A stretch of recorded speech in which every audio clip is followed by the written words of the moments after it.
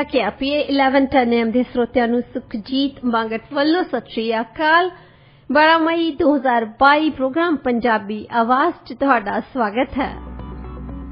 ਇਹ programme Monday to Friday ਹਫ਼ਤੇ 'ਚ 5 ਦਿਨ ਤੁਹਾਡੇ ਲਈ ਪੇਸ਼ ਕੀਤਾ ਜਾਂਦਾ ਹੈ ਤੇ ਇਸ ਪ੍ਰੋਗਰਾਮ ਦੇ ਵਿੱਚ ਅਸੀਂ ਗੱਲਬਾਤ ਕਰਦੇ ਹੁੰਦੇ ਹਾਂ ਉਹਨਾਂ ਖਬਰਾਂ ਬਾਰੇ ਜਿਨ੍ਹਾਂ ਦਾ ਸਬੰਧ ਸਾਡੇ ਆਲੇ ਦੁਆਲੇ ਨਾਲ ਹੁੰਦਾ ਹੈ।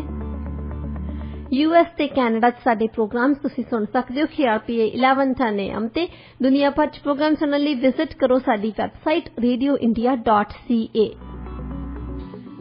स्टूडियो का नंबर है 6045929191 6045929191। स्वागत करते हैं डॉक्टर शिंदे पुरेवाल जी का। डॉक्टर साहब प्रोग्राम च तुहाडा स्वागत है जी। Good morning. Good morning doctor साहब, आपां खबरां दे विच देखिया कि पंजाब दे मुख मंत्री भगवंत मान ने सिक्ख्या दे खेतर दे विच सुधार लियाउण दे लई काफी सारे ऐलान कीते ने। उन्होंने सिक्ख्या च सुधार लियाउण लई काफी सारे सुझाव भी मंगे ने। उन्होंने कहा पर उन्होंने बार बार दिल्ली स्कूलों का जिहड़ा हैगा वो हवाला दिता। उन्होंने कहा कि 2-3 महीनों च अध्यापकों नूं ट्रेनिंग दे लई विदेशों च भेजा जाऊगा क्योंकि दिल्ली सरकार भी अध्यापकों नूं विदेशों च भेजदी आ। उन्होंने कहा कि मैं सिक्ख्या दा जिहड़ा सिस्टम हैगा सारा कुछ यह डिजिटल करना चाहना क्योंकि दिल्ली दे स्कूलों का भी इदां ही कीता होया। उन्होंने फिर सुझाव भी मंगे आ। उन्होंने कहा दिल्ली के स्कूल भी तां ही इन्ने बैटर है क्योंकि उत्थे सुझावां तो बाद एक्ट किया गया। की कहना चाहोगे? देखो जिहड़े CM उत्थे समझौता करके आया दिल्ली दे विच, दिल्ली दे नाल दिल्ली वाला मॉडल लाउणा है ते फिर सुझाव काहदों लैणा? तुसीं पहलां ही करे समझौता। तो जे दिल्ली वाले बाहरले मुल्कां नूं भेजदे आ ते फिर दिल्ली वाला मॉडल की होया? हाँ जी, ਤੁਸੀਂ ਇਹ ਕਹਿੰਦੇ ਕਿ ਪੰਜਾਬ ਦੇ ਵਿੱਚ ਹੁਣ ਲੋਕੀ ਜਿਹੜੇ ਬੱਚੇ ਆਉਂਦੇ ਆ ਸਾਡੇ ਬਾਹਰ ਨੂੰ ਆਉਂਦੇ ਆ, ਇਹ ਪੰਜਾਬ ਮਾਡਲ ਬਣ ਗਿਆ। ਬਿਹਾਰ ਵਾਲਿਆਂ ਨੂੰ ਇਹ ਦੱਸਿਆ ਕਰਨਾ ਵੀ ਤੁਸੀਂ ਵੀ ਆਪਣੇ ਬੱਚੇ ਉੱਥੇ ਭੇਜੋ ਜੀ। ਕਾਫੀ ਆਪਣੇ ਆਪ 'ਚ ਕਾਫੀ ਸਵਾਲ ਖੜੇ ਕਰਦਾ ਹੈ। ਅਰਵਿੰਦ ਕੇਜਰੀਵਾਲ ਦੀਆਂ ਸ਼ੁਰਲੀਆਂ ਸਭ ਤੋਂ ਪਹਿਲਾਂ ਤੇ ਇੱਥੇ ਵੀ ਇਦਾਂ ਹੀ ਕਰਦੀਆਂ, ਕਈ ਵਾਰੀ ਸਰਕਾਰਾਂ ਕਰਦੀਆਂ ਨਾ ਵੀ ਅਸੀਂ ਲੋਕਾਂ ਦੇ ਸੁਝਾਅ ਲੈਂਦੇ ਆ। ਪਹਿਲੀ ਗੱਲ ਉਹ ਕਦੇ ਸੁਝਾਅ ਨੂੰ ਨੋਟ ਨਹੀਂ ਕਰਦੇ। ਉਹ ਲਿਖਣ ਲਈ ਸਟੱਡੀ ਦੇ ਵਿੱਚ ਹੁੰਦਾ ਹੈ कि देखो जी 5,35,000 ਬੰਦਿਆਂ ਨੇ ਸਾਨੂੰ ਸੁਝਾਅ ਦਿੱਤੇ ਆ, ਇੱਕ ਵੀ ਪੜ੍ਹਿਆ ਜਾਂ ਉਹ ਤੇ ਅਮਲ ਕੀਤਾ ਨਹੀਂ। ਉਹ ਲਿਖਣ ਲਈ ਹੁੰਦਾ, ਕਾਗਜ਼ੀ ਕਾਰਵਾਈ ਲਈ ਦਿਖਾਲਣ ਲਈ। ਇੱਕ ਹੈਗਾ ਜੇ ਤੁਸੀਂ ਲੋਕਾਂ ਨੂੰ ਪੁੱਛਦੇ ਆ, ਲੋਕਾਂ ਨੂੰ ਉਹ ਚੀਜ਼ ਪੁੱਛੋ ਜਿਹੜੀ ਉਹਨਾਂ ਨੂੰ ਪਤਾ ਹੈ ਕੁਛ ਜੀ। ਜੇ ਤੁਸੀਂ ਲੋਕਾਂ ਨੂੰ ਪੁੱਛੋਗੇ ਕਿ ਕਾਰ ਡਰਾਈਵਿੰਗ ਲਈ ਕੀ ਕਰਨਾ ਚਾਹੀਦਾ, ਕੀ ਨਹੀਂ ਕਰਨਾ ਚਾਹੀਦਾ, ਕਿਹੜੇ ਲਾਅ ਬਣਾਉਣੇ ਚਾਹੀਦੇ, ਕਿਹੜੇ ਰੈਗੂਲੇਸ਼ਨ ਬਣਾਉਣੇ ਚਾਹੀਦੇ ਆ, ਫਿਰ ਸ਼ਾਇਦ ਲੋਕੀ ਤੁਹਾਨੂੰ ਦੱਸ ਦੇਣ ਕਿਉਂਕਿ ਲੋਕਾਂ ਦਾ ਤਜਰਬਾ ਆ। ਜਿਹਦਾ ਤਜਰਬਾ ਹੋਊਗਾ ਦੱਸੂਗਾ ਤਾਂ ਦੱਸੂਗਾ।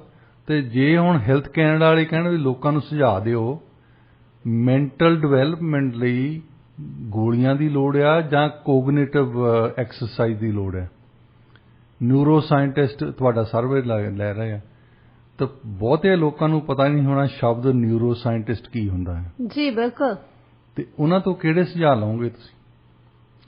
ਹੁਣ ਇੱਕ ਐਜੂਕੇਸ਼ਨ ਜਿਹੜੀ ਬਹੁਤ ਸੀਰੀਅਸ ਮਸਲਾ ਆ। ਹਾਂਜੀ, ਸਮਝਣਾ ਇਹ ਕੋਈ ਐਵੇਂ ਗੱਲ ਨਹੀਂ ਹੈ ਜਿਹੜੀ ਤੁਸੀਂ ਜੀ ਵਿਦੇਸ਼ਾਂ 'ਚ ਚਲ ਜਾ ਕਰੋ, ਵਿਦੇਸ਼ਾਂ 'ਚ ਸਿੱਖ ਲਿਆ ਕਰੋ।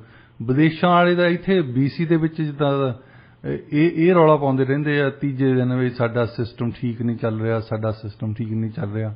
ਵੈਸੇ ਡਾਕਟਰ ਸਾਹਿਬ ਇੱਕ ਪਾਸੇ ਤਾਂ ਭਗਵੰਤ ਮਾਨ ਹੋਰਾਂ ਨੇ ਇਹ ਵੀ ਕਿਹਾ ਸੀ ਕਿ ਵਿਦੇਸ਼ਾਂ ਤੋਂ ਵਿਦਿਆਰਥੀ ਉੱਥੇ ਪੜ੍ਹਨ ਜਾਇਆ ਕਰਨਗੇ। ਉਹ ਪਤਾ ਨਹੀਂ ਇਹ ਫਿਰ ਲੈਣ ਆਉਣਗੇ ਨਾ ਟੀਚਰ ਉੱਥੋਂ ਜਿਹੜੇ ਭੇਜਣੇ ਆ ਉਹਨਾਂ ਨੇ, ਉਹ ਬੰਦੇ ਇਕੱਠੇ ਕਰਕੇ ਲਿਜਾਣਗੇ ਇੱਥੇ। ਹੁਣ ਇੱਕ ਸਟੂਡੈਂਟ ਜਿਹੜਾ ਐਜੂਕੇਸ਼ਨ ਸਿਸਟਮ ਆ, ਦੇਖੋ ਕਿੰਨੀਆਂ ਚੀਜ਼ਾਂ ਇਨਵੋਲਵ ਆ। ਸਭ ਤੋਂ ਪਹਿਲਾਂ ਤਾਂ ਸਟੱਡੀਜ਼ ਜਿਹੜੀਆਂ ਫੋਕਸ ਹੁੰਦੀਆਂ ਸਟੂਡੈਂਟਸ ਤੇ। ਹਾਂਜੀ, ਕਿਉਂਕਿ ਜਿਹਨੇ ਸਿੱਖਣਾ ਆ ਉਹਨੂੰ ਕਿਹੋ ਜਿਹੀ ਇਨਵਾਇਰਨਮੈਂਟ ਚਾਹੀਦੀ ਆ, ਕਿਹੜੀਆਂ ਪੈਡਾਗੋਜੀਕਲ ਸਟੱਡੀਜ਼ ਆ ਜਿਹੜੀਆਂ ਸ਼ੋਅ ਕਰਦੀਆਂ ਕਿ ਸਟੂਡੈਂਟ ਨੇ ਸਿੱਖਣਾ ਹੋਵੇ ਤਾਂ ਕੀ ਸਿੱਖੇ। ਜਿੱਦਾਂ ਇੱਕ ਮਿਸਾਲ ਹੈ, ਛੋਟੀ ਜਿਹੀ ਮਿਸਾਲ, ਹੁਣ ਕਈ ਸਟੱਡੀਜ਼ ਪੈਡਾਗੋਜੀਕਲ ਸਟੱਡੀਜ਼ ਜਿਹੜੀਆਂ ਫੋਕਸ ਕਰਦੀਆਂ ਕਿ ਬੱਚਿਆਂ ਨੂੰ ਕਿਸ ਵੇਲੇ ਜਗਾਉਣਾ ਚਾਹੀਦਾ। ਕਿਉਂਕਿ ਜਿਹੜੇ ਸਕੂਲ ਲੱਗਦੇ ਆ, ਜੇ ਤੁਸੀਂ ਸਕੂਲ ਲਾਉਣ ਦਾ ਸਮਾਂ ਰੱਖ ਦਿੱਤਾ 7 ਵਜੇ ਤਾਂ ਇਹਦਾ ਮਤਲਬ ਬੱਚਿਆਂ ਨੂੰ 5:30-6 ਵਜੇ ਜਗਾਉਣਾ ਪਊਗਾ ਨਾ। ਹਾਂਜੀ ਹਾਂਜੀ। ਹੁਣ ਉਹ ਗਿੱਧ ਪੂੰਝਦੇ ਜਾਂਦੇ ਆ ਸਕੂਲਾਂ ਨੂੰ ਤੇ ਉਹਨਾਂ ਨੇ ਸਿੱਖਣਾ ਸਵਾਹ ਆ। ਤੁਸੀਂ ਦੇਖਣਾ, ਮਤਲਬ ਇਹ ਇੱਕ ਐਸਪੈਕਟ ਮੈਂ ਗੱਲ ਕਰਦਾ ਸਿਰਫ। ਹਾਂਜੀ ਟਾਈਮਿੰਗ ਦੀ ਗੱਲ ਕਰਦੇ ਹਾਂ ਅਸੀਂ। ਬਹੁਤ ਸਟੱਡੀਜ਼, ਬਹੁਤ ਕਿਤਾਬਾਂ, ਬਹੁਤ ਰਿਪੋਰਟਸ, ਬਹੁਤ ਆਰਟੀਕਲਸ ਇਸ ਗੱਲ ਤੇ ਵਿਸ਼ੇ ਤੇ ਲਿਖੇ ਗਏ ਆ ਕਿ ਉਹਨਾਂ ਦੇ ਬੱਚਿਆਂ ਨੂੰ ਇਸ ਵੇਲੇ ਲੋੜ ਹੁੰਦੀ ਹੈ ਸੌਣ ਦੀ। ਜੇ ਉਹ ਨੀਂਦ ਪੂਰੀ ਕਰਕੇ ਜਾਣਗੇ ਸਕੂਲੇ, ਉਹ ਸਿੱਖਣਗੇ ਕੁਛ। ਕਿਹੜੀ ਏਜ ਦੇ ਵਿੱਚ ਸਕੂਲੇ ਜਾਣੇ ਚਾਹੀਦੇ ਆ, ਇਹ ਮਤਲਬ ਸਟੂਡੈਂਟ ਤੇ ਫੋਕਸ ਕਈ ਐਂਗਲ ਤੋਂ ਕਰਨ ਦੀ ਲੋੜ ਹੈ ਸਟੱਡੀਜ਼ ਦੇ ਵਿੱਚ। ਹਾਂਜੀ। ਫਿਰ ਅਸੀਂ ਗੱਲ ਕਰਦੇ ਹਾਂ ਟੀਚਰਸ ਤੇ ਫੋਕਸ। ਜੀ। ਟੀਚਰ ਜਿਹੜੇ ਸਿਖਾਲਣ ਵਾਲੇ ਆ ਉਹਨਾਂ ਨੂੰ ਵੀ ਤਾਂ ਕੁਝ ਪਤਾ ਹੀ ਹੋਣਾ ਚਾਹੀਦਾ ਜੀ, ਜਿਨ੍ਹਾਂ ਨੇ ਪੜਾਉਣਾ ਜਾ ਕੇ ਉਹਨਾਂ ਨੂੰ। ਇਹ ਸਿੰਪਲ ਸੋਲੂਸ਼ਨ ਤਾਂ ਹੈ ਨਹੀਂ ਜੀ ਅਸੀਂ ਬਾਹਰ ਨੂੰ ਭੇਜ ਦੇਣੇ ਆ, ਤੇ ਬਾਹਰ ਨੂੰ ਤਾਂ ਆਉਂਦੇ ਆ ਕਈ, ਇੱਥੇ ਟੈਕਸੀਆਂ ਚਲਾਉਂਦੇ ਆ, ਉਹ ਮੁੜ ਜਾਂਦੇ ਆ।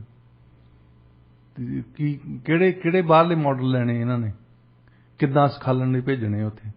ਜਿਹੜੀ ਜੇ ਸਾਇੰਸ ਸਿੱਖਣੀ ਹੈ, ਕੁਝ ਵੀ ਸਿੱਖਣਾ ਹੈ, ਤੁਸੀਂ ਪੰਜਾਬ 'ਚ ਬੈਠੇ ਨਹੀਂ ਸਿੱਖ ਸਕਦੇ। E = mc²। ਇਹ ਜਰਮਨ ਦੇ ਵਿੱਚ ਵੀ ਉਹੀ ਹੈ ਤੇ ਪੰਜਾਬ ਦੇ ਵਿੱਚ ਵੀ ਉਹ ਹੈ ਜੀ। ਫਰਕ ਤਾਂ ਹੈ ਨਹੀਂ ਕੋਈ ਵੀ ਜੀ। ਹੁਣ ਇਹ ਥਿਊਰੀ ਜਿਹੜੀ ਹੈ ਜਰਮਨ ਬੰਦੇ ਨੇ ਦਿੱਤੀ ਸੀ, ਅੰਗਰੇਜ਼ੀ ਵਾਲਿਆਂ ਨੇ ਟਰਾਂਸਲੇਟ ਕਰ ਲਈ ਹੈ। ਇਹ ਜਰਮਨੀ ਤਾਂ ਨਹੀਂ ਭੇਜਦੇ ਫਿਜ਼ਿਕਸ ਸਿੱਖਣ ਜੀ ਡਾਕਟਰ ਸਾਹਿਬ, ਇਹ ਇੱਥੇ ਹੀ ਬੈਠੇ ਸਿੱਖਦੇ ਆ ਨਾ ਜੀ। ਬਿਲਕੁਲ, ਟਰਾਂਸਲੇਸ਼ਨ ਕਰਕੇ ਸਭ ਕੁਝ। ਫਿਰ ਅਸੀਂ ਦੇਖਦੇ ਹਾਂ ਸਕੂਲ ਤੇ ਫੋਕਸ ਹੁੰਦੀਆਂ ਸਟੱਡੀਜ਼, ਇਨਫਰਾਸਟ੍ਰਕਚਰ ਦੀ ਗੱਲ ਕਰਦੇ ਹਾਂ। ਸਕੂਲ ਦੇ ਵਿੱਚ ਕੀ ਹੋਣਾ ਚਾਹੀਦਾ? ਹੁਣ ਥਿਊਰੀ ਪੜ੍ਹਾਉਂਦੇ ਆ, ਉਹਦੇ ਨਾਲ ਪ੍ਰੈਕਟਿਸ ਵੀ ਹੋਣੀ ਚਾਹੀਦੀ ਹੈ। ਕੈਮਿਸਟਰੀ ਪੜ੍ਹਾਉਣੀ ਆ ਤਾਂ ਕੈਮਿਸਟਰੀ ਦੀ ਲੈਬ ਵੀ ਹੋਣੀ ਚਾਹੀਦੀ ਹੈ। ਹਾਂਜੀ। ਜੇ ਲੈਬ ਤੇ ਜਿੰਦੇ ਲੱਗੇ ਆ ਉੱਥੇ, ਕਿਸੇ ਮੈਂ ਸਰਕਾਰੀ ਸਕੂਲ ਦੇ ਵਿੱਚ ਅੱਜ ਤਾਈਂ ਲੈਬ ਨਹੀਂ ਦੇਖੀ। ਹੁਣ ਜਾ ਕੇ ਜੋ ਮੈਂ ਦੇਖਦਾ, ਸਾਡੇ ਜ਼ਮਾਨੇ 'ਚ ਮੈਂ ਵੀ ਜਦੋਂ ਪੜ੍ਹਦਾ ਸੀ ਉੱਥੇ ਕੈਮਿਸਟਰੀ ਦੀ ਲੈਬ ਹੁੰਦੀ ਸੀ, ਫਿਜ਼ਿਕਸ ਦੀ ਲੈਬ ਹੁੰਦੀ ਸੀ, ਬਾਇਓਲੋਜੀ ਦੀ ਲੈਬ ਹੁੰਦੀ ਸੀ। ਇਹ ਸਕੂਲ ਇਨਫਰਾਸਟ੍ਰਕਚਰ ਦੇ ਹਿਸਾਬ ਨਾਲ ਆ। ਫਿਰ ਅਸੀਂ ਗੱਲ ਕਰਦੇ ਹਾਂ ਸਿਲੇਬਸ ਦੀ ਜੀ, ਕਿ ਉਹਨਾਂ ਨੂੰ ਪੜ੍ਹਾਉਣਾ ਕੀ ਆ ਤੁਸੀਂ। ਇਹ ਗੱਲਾਂ ਭਗਵੰਤ ਮਾਨ ਜੀ ਐਕਸਪਰਟ ਬੈਠੇ ਆ ਪੰਜਾਬ ਦੇ ਵਿੱਚ ਹੀ। ਕੇਜਰੀਵਾਲ ਨੂੰ ਲੱਗਦਾ ਕਿ ਪੰਜਾਬੀ ਸਾਰੇ ਪਊਆ ਪੀਣ ਵਾਲੇ ਹੀ ਆ। ਪੰਜਾਬ ਦੇ ਵਿੱਚ ਲੋਕੀ ਸਟੱਡੀ ਕਰਦੇ ਆ, ਲੋਕਾਂ ਨੂੰ ਪਤਾ ਆ, ਲੋਕੀ ਓਪੀਨੀਅਨ ਦਿੰਦੇ ਆ, ਜਿਨ੍ਹਾਂ ਨੇ ਸਟੱਡੀਜ਼ ਐਕਚੁਅਲੀ ਪਬਲਿਸ਼ ਕੀਤੀਆਂ ਆ, ਉਹ ਵੀ ਬੈਠੇ ਆ ਉੱਥੇ। ਉਹਨਾਂ ਦਾ ਸੁਝਾਅ ਲੈ ਲਓ। ਜ਼ਰੂਰੀ ਨਹੀਂ ਕਿ ਤੁਸੀਂ 8 ਸਾਲ ਉੱਥੇ ਬੈਠੇ ਰਹੇ ਆ ਤੇ 8 ਸਾਲਾਂ ਬਾਅਦ ਹੁਣ ਗਏ ਆ ਤੇ ਹੁਣ ਮੈਂ ਦਿੱਲੀ ਦਾ ਦੌਰਾ ਕਰਨਾ ਆ, ਦਿੱਲੀ ਦੇ ਸਕੂਲ ਦੇਖਣੇ ਆ। ਕਿਸੇ ਬੰਦੇ ਨੂੰ ਇੰਨੀ ਤਾਂ ਅਕਲ ਹੋਣੀ ਚਾਹੀਦੀ ਹੈ ਬੰਦੇ ਨੂੰ, 8 ਸਾਲਾਂ ਬਾਅਦ ਚੇਤਾ ਆਇਆ ਵੀ ਮੈਂ ਸਕੂਲ ਵੀ ਦੇਖਣੇ ਆ। ਇਹਨਾਂ ਨੇ ਮਾਡਲ ਇਹ ਲਾਇਆ ਹੈ ਵੀ ਅਸੀਂ ਦਿੱਲੀੋਂ ਜੀ ਭੇਜਦੇ ਆ ਵਿਦੇਸ਼ਾਂ ਨੂੰ ਟੀਚਰ ਟ੍ਰੇਨਿੰਗ ਲਈ, ਤੇ ਦਿੱਲੀ ਵਾਲਾ ਮਾਡਲ ਅਸੀਂ ਲੈਣਾ ਹੈ। ਫਿਰ ਵਿਦੇਸ਼ਾਂ ਵਾਲੇ ਲੈ ਲੈਂਦੇ ਜਿੱਥੇ ਟ੍ਰੇਨਿੰਗ ਲਈ ਭੇਜਦੇ ਆ। ਹਾਂਜੀ। ਉਹ ਕਿਹੜੇ ਵਿਦੇਸ਼ਾਂ ਦੇ ਵਿੱਚ ਜਿਹੜਾ ਮਾਡਲ ਆ ਇਹ ਵਧੀਆ ਹੈ, ਇਹਨਾਂ ਨੇ ਸਟੱਡੀ ਕਰਾਇਆ। ਸਟੱਡੀ ਦਾ ਤਾਂ ਪਤਾ ਨਹੀਂ, ਪਰ ਐਲਾਨ ਜ਼ਰੂਰ ਕੀਤਾ। ਐਲਾਨ ਕਰਨਾ ਹੋਰ ਗੱਲ ਹੈ। ਹੁਣ ਫਿਰ ਪੇਰੈਂਟਸ ਦੀ ਗੱਲ ਆ ਜਾਂਦੀ ਹੈ ਜੀ। ਪੇਰੈਂਟਸ ਤੇ ਵੀ ਅਸੀਂ ਫੋਕਸ ਕਰਦੇ ਹਾਂ ਕਿਉਂਕਿ ਬੱਚੇ ਨੇ ਆਖਿਰਕਾਰ ਤਾਂ ਘਰ ਆਉਣਾ ਹੁੰਦਾ। ਘਰ ਕਿਹੋ ਜਿਹੀ এনवायरमेंट ਹੋਣੀ ਆ, ਕਿਹੋ ਜਿਹਾ ਪੇਰੈਂਟਸ ਦਾ ਰੋਲ ਹੋਣਾ ਹੈ। ਸਟੱਡੀਜ਼ ਬਹੁਤ ਫੋਕਸ ਕਰਦੀਆਂ ਪੇਰੈਂਟਸ ਤੇ ਜੀ। ਫਿਰ ਆਉਂਦਾ ਹੈ ਬੱਚੇ ਨੇ ਇਕੱਲਾ ਐਜੂਕੇਸ਼ਨ ਹੀ ਨਹੀਂ ਲੈਣੀ, ਉਹ ਬੱਚਾ ਆ, ਉਹਨੇ ਸਪੋਰਟਸ ਵੀ ਖੇਲਣੀ ਆ ਜੀ, ਉਹਨੇ ਵਲੰਟੀਅਰ ਕੰਮ ਵੀ ਕਰਨਾ ਆ। ਉਹ ਬੱਚਾ ਤਾਂ ਬੱਚਾ ਹੀ ਆ ਜੀ ਜੀ। ਹੁਣ ਸਪੋਰਟਸ ਕਈਆਂ ਸਟੱਡੀਜ਼ ਦੇ ਵਿੱਚ ਉਹ ਸ਼ੋ ਕਰਦੇ ਜਿਹੜੇ ਸਪੋਰਟਸ ਬੱਚੇ ਖੇਲਦੇ ਆ, ਐਕਚੁਅਲੀ ਉਹਨਾਂ ਦੀ ਕੁਇਕ ਥਿੰਕਿੰਗ ਹੁੰਦੀ ਹੈ। ਤੁਸੀਂ ਸੋਚੋ ਕਿ ਇੱਕ ਸੌਕਰ ਬੱਚਾ ਖੇਲ ਰਿਹਾ, ਕੁਇਕਲੀ ਥਿੰਕ ਕਰਕੇ ਉਹਨੇ ਗੋਲ ਕਰਨਾ ਹੈ ਜੀ। ਇਹ ਵੀ ਤਾਂ ਇੱਕ ਪ੍ਰੋਬਲਮ ਰੈਜ਼ੋਲੂਸ਼ਨ ਹੀ ਹੈ। ਹਾਂਜੀ। ਤੁਸੀਂ ਇੱਕ ਪ੍ਰੋਬਲਮ ਹੈ ਤੁਹਾਡੇ ਸਾਹਮਣੇ, ਉਹਨੂੰ ਰਿਜ਼ੋਲਵ ਕਿੱਦਾਂ ਕਰਨਾ ਤੁਸੀਂ ਜੀ। ਦੂਜੇ ਤੋਂ ਬਚ ਕੇ ਉਧਰ ਦੀ ਮਾਰਨੀ ਹੈ, ਉਹਦੇ ਖੱਬੇ ਪਾਸੇ ਦੀ ਕੱਢਣਾ ਬਾਲ ਕਿ ਸੱਜੇ ਪਾਸੇ ਦੀ ਕੱਢਣਾ, ਸਪਲਿਟ ਸੈਕੰਡ ਦੀ ਗੱਲ ਹੈ। ਹਾਂਜੀ। ਜਿਹਨੂੰ ਅਸੀਂ ਜਿੱਫੀ ਕਹਿੰਦੇ ਜੀ ਜੀ। ਜਿੱਫੀ ਦੇ ਵਿੱਚ ਤੁਸੀਂ ਕੱਢ ਕੇ ਬਾਲ ਮਾਰਨਾ। ਇਹ ਵੀ ਇੱਕ ਸਟੱਡੀਜ਼ ਦੇ ਨਾਲ ਸੰਬੰਧਿਤ ਹੈ। ਹਾਂਜੀ। ਫਿਰ ਅਸੀਂ ਦੇਖਦੇ ਹਾਂ ਵੀ ਜਿਹੜਾ ਬੱਚਾ ਆ ਸਿਰਫ ਕਿਤਾਬੀ ਕੀੜਾ ਹੀ ਨਹੀਂ ਹੋਣਾ ਚਾਹੀਦਾ ਜੀ। ਇੱਥੇ ਹੁਣ ਤੁਸੀਂ ਯੂਨੀਵਰਸਿਟੀ 'ਚ ਅਪਲਾਈ ਕਰਦੇ ਨਾ, ਉਹ ਕਹਿੰਦੇ ਆ 1.5 ਸਫ਼ਾ ਸਾਨੂੰ ਲਿਖ ਕੇ ਦੇ ਕਿ ਤੁਸੀਂ ਕੀ ਕੀਤਾ ਹੈ। ਉਹਦੇ ਵਿੱਚ ਕੀ ਕੀਤਾ ਤੁਸੀਂ ਇਹੀ ਦੱਸਿਆ ਹੋਵੇ ਮੇਰੀ A+ ਐਵਰੇਜ ਹੈ।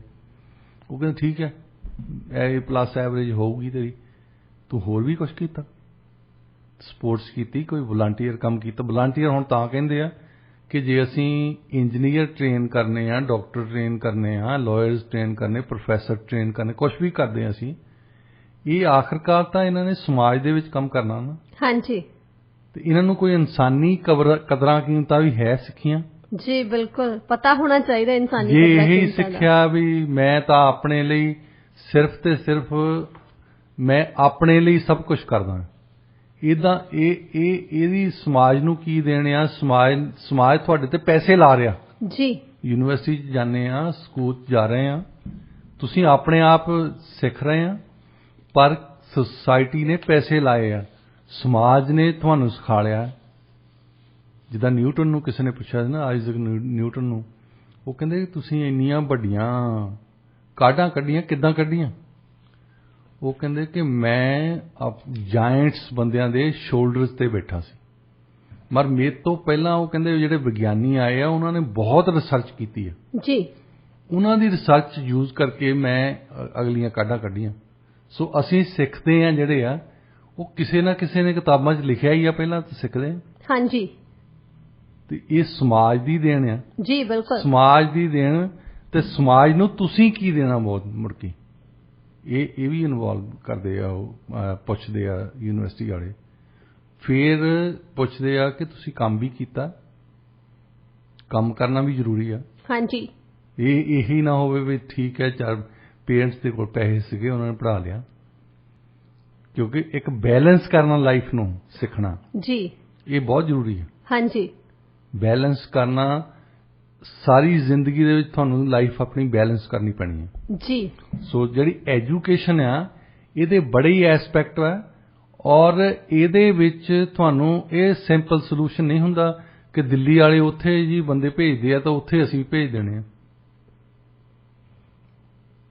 ਪੰਜਾਬ ਦੇ ਵਿੱਚ ਬਹੁਤ ਬੰਦੇ ਆ ਜਿਨ੍ਹਾਂ ਨੂੰ ਐਜੂਕੇਸ਼ਨ ਬਾਰੇ ਪਤਾ ਆ, ਉਹਨਾਂ ਨੂੰ ਇਨਵੋਲਵ ਕਰੋ, ਉਹ ਸਟੱਡੀ ਵੀ ਕਰ ਲੈਣਗੇ, ਉੱਥੇ ਹੀ ਬੈਠੇ ਸਟੱਡੀ ਕਰ ਲੈਣਗੇ। ਹਾਂਜੀ, ਟੀਚਰਸ ਨੂੰ ਵੀ ਬਾਹਰ ਭੇਜਣ ਦੀ ਲੋੜ ਨਹੀਂ ਹੈ। ਜਿਹੜੇ ਬੀਐਡ ਕਰਾਉਂਦੇ ਆ ਉਹਨਾਂ ਨੂੰ ਸਟੱਡੀ ਕਰਕੇ ਦੇਖ ਲਓ ਵੀ ਕੀ ਪੜ੍ਹਾਉਂਦੇ ਆ ਜੀ। ਜੇ ਉਹਨਾਂ ਦੇ ਵਿੱਚ ਘਾਟ ਹੈ ਤਾਂ ਉਹਨਾਂ ਨੂੰ ਘਾਟ ਨੂੰ ਪੂਰੀ ਕਰੋ। ਜੀ ਡਾਕਟਰ ਸਾਹਿਬ, ਬਿਲਕੁਲ ਤੁਸੀਂ ਜਿਹੜੇ ਸੁਝਾਅ ਦਿੱਤੇ ਹੈਗੇ ਆ ਇਹ ਬਿਲਕੁਲ ਸਹੀ ਹੈਗੇ ਆ, ਕਿਉਂਕਿ ਜੇ ਸਿੱਖਿਆ ਦੇ ਖੇਤਰ ਦੇ ਵਿੱਚ ਸੁਧਾਰ ਹੋਣਾ ਤਾਂ ਜਿਹੜੇ ਲੋਕ ਸਿੱਖਿਆ ਦੇ ਖੇਤਰ ਦੇ ਵਿੱਚ ਕੰਮ ਕਰਦੇ ਆ ਉਹਨਾਂ ਦੇ ਜਿਹੜੇ ਸੁਝਾਅ ਉਹ ਲੈ ਜਾਣੇ ਜ਼ਰੂਰੀ ਨੇ, ਜਿਹੜੇ ਐਕਸਪਰਟਸ ਹੈਗੇ, ਜਿਹੜੇ ਐਜੂਕੇਸ਼ਨਿਸਟ ਹੈਗੇ ਆ। ਡਾਕਟਰ ਸਾਹਿਬ, ਪੈਂਡੈਮਿਕ ਦੇ ਦੌਰਾਨ ਕੈਨੇਡਾ ਬਾਰਡਰ ਕ੍ਰਾਸਿੰਗ ਤੇ ਭਾਰੀ ਮਾਤਰਾ ਦੇ ਵਿੱਚ ਭੰਗ ਫੜੀ ਗਈ ਸੀ। ਉਸ ਤੋਂ ਬਾਅਦ ਕੈਨੇਡਾ ਬਾਰਡਰ ਏਜੰਸੀ ਵਾਲਿਆਂ ਨੂੰ ਕੈਨੇਡੀਅਨਸ ਦੇ ਲਈ ਇੱਕ ਨੋਟਿਸ ਇਸ਼ੂ ਕਰਨਾ ਪਿਆ ਸੀ। ਵਿਸਥਾਰ ਦੇ ਨਾਲ ਦੱਸੋ ਕਿ ਉਸ ਨੋਟਿਸ ਦੇ ਵਿੱਚ ਕੀ ਸੀ, ਕੈਨੇਡਾ ਵਾਲੇ ਇਹੋ ਜਿਹਾ ਕੀ ਕਰਦੇ ਸੀ ਕਿ ਉਹਨਾਂ ਨੂੰ ਇੱਕ ਨੋਟਿਸ ਇਸ਼ੂ ਕਰਨਾ ਪਿਆ? ਇੱਥੋਂ ਬਹੁਤ ਖਾਸ ਤੌਰ ਤੇ ਨੌਜਵਾਨ ਜਿਹੜੇ ਜਾਂਦੇ ਆ ਯੂਐਸ ਨੂੰ ਜਾਂ ਉਧਰੋਂ ਆਉਂਦੇ ਆ, ਇਹ ਕੈਨੇਡਾ ਦੇ ਵਿੱਚ ਹੁਣ ਲੀਗਲ ਹੈ, ਕਾਨੂੰਨੀ ਆ, ਤੁਸੀਂ ਮੈਰਿਜੂਆਨਾ ਭੰਗ ਲੈ ਸਕਦੇ ਆ ਕਿਤੇ ਵੀ, ਕਿਉਂਕਿ ਸਾਡੇ ਫੈਡਰਲ ਲਾਅ ਆ ਜਿਹੜਾ ਸਾਰੇ ਪ੍ਰੋਵਿੰਸਸ ਤੇ ਸਾਰੇ ਟੈਰੀਟਰੀਜ਼ ਦੇ ਵਿੱਚ ਲਾਗੂ ਹੁੰਦਾ ਹੈ। ਯੂਐਸ ਦੇ ਵਿੱਚ ਸਟੇਟ ਤੇ ਡਿਪੈਂਡ ਕਰਦਾ। ਹਾਂਜੀ, ਕਿਸੇ ਸਟੇਟ ਨੇ ਲੀਗਲ ਕੀਤੀ ਹੈ, ਕਿਸੇ ਨੇ ਨਹੀਂ ਕੀਤੀ ਜੀ। ਜਿੱਦਾਂ ਮਿਸਾਲ ਦੇ ਤੌਰ ਤੇ ਇਹਨਾਂ ਨੇ ਵਾਸ਼ਿੰਗਟਨ ਸਟੇਟ ਵਾਲਿਆਂ ਨੇ ਲੀਗਲ ਕੀਤੀ ਹੈ, ਨਾਲ ਹੀ ਆਈਡਾਹੋ ਇਹਨਾਂ ਦੇ, ਉਹਨਾਂ ਨੇ ਇਲੀਗਲ ਕੀਤੀ ਜੀ। ਤੁਸੀਂ ਵਾਸ਼ਿੰਗਟਨ ਸਟੇਟ ਤੋਂ ਔਰੇਗਨ ਤਾਂ ਜਾ ਸਕਦੇ, ਔਰੇਗਨ ਵਾਲਿਆਂ ਦੀ ਲੀਗਲ ਆ ਜੀ, ਕੈਲੀਫੋਰਨੀਆ ਵੀ ਲੀਗਲ ਆ, ਪਰ ਤੁਸੀਂ ਆਈਡਾਹੋ ਨਹੀਂ ਜਾ ਸਕਦੇ। ਮਤਲਬ ਕਈ ਹੋਰ ਸਟੇਟਸ ਆ ਜਿੱਥੇ ਨਹੀਂ ਜਾ ਸਕਦੇ ਜੀ। ਹੁਣ ਸਾਡੇ ਲਈ ਇਸ਼ੂ ਆ ਜਾਂਦੀ ਹੈ ਕਿ ਬੱਚੇ ਇੱਦਾਂ ਸੋਚਦੇ ਆ ਕਿ ਵਾਸ਼ਿੰਗਟਨ ਸਟੇਟ ਦੇ ਵਿੱਚ ਵੀ ਲੀਗਲ ਆ ਤੇ ਕੈਨੇਡਾ ਦੇ ਵਿੱਚ ਵੀ ਲੀਗਲ ਆ, ਇਸ ਕਰਕੇ ਅਸੀਂ ਥੋੜੀ ਜਿਹੀ ਭੰਗ ਲਈ ਜਾਂਦੇ ਨਾਲ ਪਾਰਟੀ ਕਰਨ ਲਈ। ਹਾਂਜੀ, ਜਿਹੜੀ ਤੁਸੀਂ ਇੰਪੋਰਟ ਕਰਨੀ ਆ, ਐਕਸਪੋਰਟ ਕਰਨੀ ਆ, ਇਹ ਤੇ ਅਜੇ ਵੀ ਪਾਬੰਦੀ ਆ। ਹਾਂਜੀ, ਜੇ ਕੈਨੇਡਾ ਦੇ ਵਿੱਚ ਤੁਸੀਂ ਇੰਪੋਰਟ ਕਰਨੀ ਚਾਹੁੰਦੇ ਆ ਭੰਗ, ਸਿਰਫ ਤੇ ਸਿਰਫ ਦੋ ਰੀਜ਼ਨ ਕਰਕੇ ਕਰ ਸਕਦੇ ਆ। ਇੱਕ ਤਾਂ ਮੈਡੀਕਲ ਰੀਜ਼ਨ ਕਰਕੇ, ਦੂਸਰਾ ਰਿਸਰਚ ਕਰਨੀ ਹੋਵੇ। ਅਸੀਂ ਹੁਣ ਸਵੇਰ ਨੂੰ ਕਹਿਣਾ ਵੀ ਮਨੱਠੀ ਵਾਲੀ ਚਾਹ ਪੀਂਦੇ ਆ ਤਾਂ ਇਹਦੇ ਨਾਲ ਮੈਰਿਜੂਆਨਾ ਟੈਸਟ ਕਰਕੇ ਦੇਖਦੇ ਆ, ਇਹ ਇੱਕ ਸਾਇੰਟੀਫਿਕ ਰਿਸਰਚ ਆ। ਹਾਂਜੀ, ਇਹ ਤੁਹਾਨੂੰ ਹੈਲਥ ਕੈਨੇਡਾ ਦੇ ਕੋਲੋਂ ਇੰਪੋਰਟ ਲਾਇਸੈਂਸ ਲੈਣਾ ਪੈਂਦਾ, ਐਕਸਪੋਰਟ ਲਾਇਸੈਂਸ ਲੈਣਾ ਪੈਂਦਾ ਜੀ। ਉਹਨਾਂ ਨੂੰ ਇਹ ਦੱਸਣ ਦੀ ਲੋੜ ਹੈ ਕਿ ਇਹਦੇ ਵਿੱਚੋਂ ਦੱਸੋ ਹੈਲਥ ਰੀਜ਼ਨ ਕੀ ਆ ਤੇ ਇਹਦੇ ਵਿੱਚੋਂ ਮੈਡੀਕਲੀ ਰਿਸਰਚ ਲਈ ਕੀ ਰੀਜ਼ਨ ਹੈ ਜੀ। ਵੈਲਿਡ ਪਰਮਿਟ ਤਾਂ ਹੋਣਾ ਜ਼ਰੂਰੀ ਆ, ਵੈਲਿਡ ਪਰਮਿਟ ਹੋਣਾ ਚਾਹੀਦਾ। ਹਾਂਜੀ, ਇਹ ਨਹੀਂ ਹੈ ਵੀ ਤੁਸੀਂ ਚੱਕੀ ਭੰਗ ਦਾ ਉਧਰ ਨੂੰ ਤੁਰ ਪਏ, ਜੇ ਇਹ ਵੈਸੇ ਭੰਗ ਪੀਣ ਵਾਲੇ ਤਾਂ ਕਹਿੰਦੇ ਆ ਵੀ ਜਿਹੜੀ BC ਦੀ ਭੰਗ ਆ ਉਹ ਪੋਟੈਂਸੀ ਜ਼ਿਆਦਾ ਉਹਦੇ 'ਚ, ਮਤਲਬ ਉਹ ਜ਼ਿਆਦਾ ਚੜ੍ਹਦੀ ਆ ਜੀ ਜੀ। ਤੇ ਵਾਸ਼ਿੰਗਟਨ ਸਟੇਟ ਦੇ ਵਿੱਚ ਉਹ ਸਸਤੀ ਜ਼ਿਆਦਾ ਆ ਥੋੜ੍ਹੀ, ਪਰ ਉਹ ਚੜ੍ਹਦੀ ਇੰਨੀ ਨਹੀਂ ਜਿੰਨੀ ਇਹਨਾਂ ਦੀ BC ਵਾਲਿਆਂ ਨੂੰ ਚੜ੍ਹਦੀ। ਹੁਣ ਮੈਨੂੰ ਤਾਂ ਪਤਾ ਨਹੀਂ, ਵੈਸੇ ਇਹ ਜਿਹੜੇ ਪੀਂਦੇ ਆ ਉਹ ਦੱਸਦੇ ਆ, ਤੇ ਇਹ ਉੱਠ ਕੇ ਤੁਰ ਪੈਂਦੇ ਆ। ਹੁਣ ਤੁਸੀਂ ਵਾਸ਼ਿੰਗਟਨ ਸਟੇਟ ਤੋਂ ਔਰਗਨ ਜਾਣਾ, ਦੈਟਸ ਡਿਫਰੈਂਟ ਸਟੋਰੀ ਜੀ, ਤੁਸੀਂ ਲਿਜਾ ਸਕਦੇ ਉਹ, ਕਿਉਂਕਿ ਉਹਨਾਂ ਦਾ ਇੱਕ ਦੇਸ਼ ਆ ਹਲੇ। ਹਾਂਜੀ। ਪਰ ਇਹ ਵਾਸ਼ਿੰਗਟਨ ਸਟੇਟ ਤੋਂ ਆਈਡਾਹੋ ਲਿਜਾਣੀ ਆ, ਉਹਨਾਂ ਨੇ ਫੜ ਲੈਣਾ ਤੁਹਾਨੂੰ ਜੀ। ਪਰ ਸਾਨੂੰ ਇੰਟਰਨੈਸ਼ਨਲੀ ਜੇ ਤੁਹਾਡੇ ਤੋਂ ਪਰਮਿਟ ਨਹੀਂ ਹੈ ਤਾਂ ਫਿਰ ਤੁਸੀਂ ਨਹੀਂ ਲਿਜਾ ਸਕਦੇ। ਵੈਸੇ ਬਹੁਤ ਭੰਗ ਫੜੀ ਜਾਂਦੀ ਹੈ ਇੱਥੇ ਪੀਸ ਆਰਚ ਦੇ ਵਿੱਚ ਜੀ। ਵੈਸੇ ਡਾਕਟਰ ਸਾਹਿਬ CBSE ਵਾਲਿਆਂ ਨੇ ਇਹ ਵੀ ਕਿਹਾ ਕਿਉਂਕਿ ਕਈ ਲੋਕੀ ਨਾ ਆਨਲਾਈਨ ਭੰਗ ਬਾਏ ਕਰ ਲੈਂਦੇ ਆ, ਤੇ ਅੱਜ ਕੱਲ ਹੈ ਨਾ ਆਨਲਾਈਨ ਇਹ ਆਪਸ਼ਨ ਹੈਗੀ ਆ। ਤਾਂ ਉਹਨਾਂ ਨੇ ਕਿਹਾ ਵੀ ਜੇ ਤੁਸੀਂ ਆਨਲਾਈਨ ਭੰਗ ਬਾਏ ਕਰਦੇ, ਉਹਨਾਂ ਨੇ ਦੱਸਿਆ ਵੀ ਕਿਹੜੀਆਂ-ਕਿਹੜੀਆਂ ਗੱਲਾਂ ਦਾ ਤੁਸੀਂ ਧਿਆਨ ਰੱਖਣਾ ਆਨਲਾਈਨ ਭੰਗ ਬਾਏ ਕਰਦੇ ਵਕਤ। ਤੁਹਾਨੂੰ ਪਤਾ ਹੋਣਾ ਚਾਹੀਦਾ ਕਿ ਉਹ ਲਾਇਸੈਂਸਡ ਕੈਨੇਡੀਅਨ ਰਿਟੇਲਰ ਹੋਣਾ ਚਾਹੀਦਾ, ਜਿਹੜੀ ਕੈਨੇਡੀਅਨਸ ਦੇ ਲਈ ਉਹਨਾਂ ਨੇ ਸਟੇਟਮੈਂਟ ਇਸ਼ੂ ਕੀਤੀ ਆ। ਜਿਹੜੀ ਵੀ ਤੁਸੀਂ ਆਨਲਾਈਨ, ਜੇ ਕੈਨੇਡਾ ਦੇ ਬਾਰਡਰ ਤੋਂ ਬਾਅਦ ਵਾਲੀ ਆ, ਸਾਡੀਆਂ ਕਈ ਕਨਵੈਨਸ਼ਨਸ ਆ ਇੰਟਰਨੈਸ਼ਨਲ, ਅੰਤਰਰਾਸ਼ਟਰੀ ਤੌਰ ਤੇ, ਜਿਨ੍ਹਾਂ ਦੇ ਅਧੀਨ ਅਸੀਂ ਇਲੀਗਲ ਡਰੱਗ ਜਿਹੜੀ ਆ ਸਿਰਫ ਤੇ ਸਿਰਫ ਹੈਲਥ ਰੀਜ਼ਨ ਕਰਕੇ ਤੇ ਰਿਸਰਚ ਲਈ ਜੀ, ਉਹ ਤੇ ਤੁਸੀਂ ਰਿਸਰਚ ਕਰਨੀ ਆ, ਉਹ ਤੇ ਖੋਜ ਕਰਨੀ ਆ, ਉਹ ਦੱਸੋ ਕੋਈ ਰੀਜ਼ਨ, ਤੇ ਇਹ ਸਿਰਫ ਹੈਲਥ ਕੈਨੇਡਾ ਵਾਲੇ ਤੁਹਾਨੂੰ ਦਿੰਦੇ ਆ ਇੰਪੋਰਟ। ਹਾਂਜੀ। ਤੁਸੀਂ ਆਨਲਾਈਨ ਇੱਥੇ ਤਾਂ ਕਰ ਸਕਦੇ ਆ, ਅਲਬਰਟਾ ਤੋਂ ਕਰ ਸਕਦੇ ਆ ਇੱਥੇ ਜੀ, ਪਰ ਤੁਸੀਂ ਵਾਸ਼ਿੰਗਟਨ ਸਟੇਟ ਤੋਂ ਇੱਥੇ ਨਹੀਂ ਕਰ ਸਕਦੇ ਜੀ।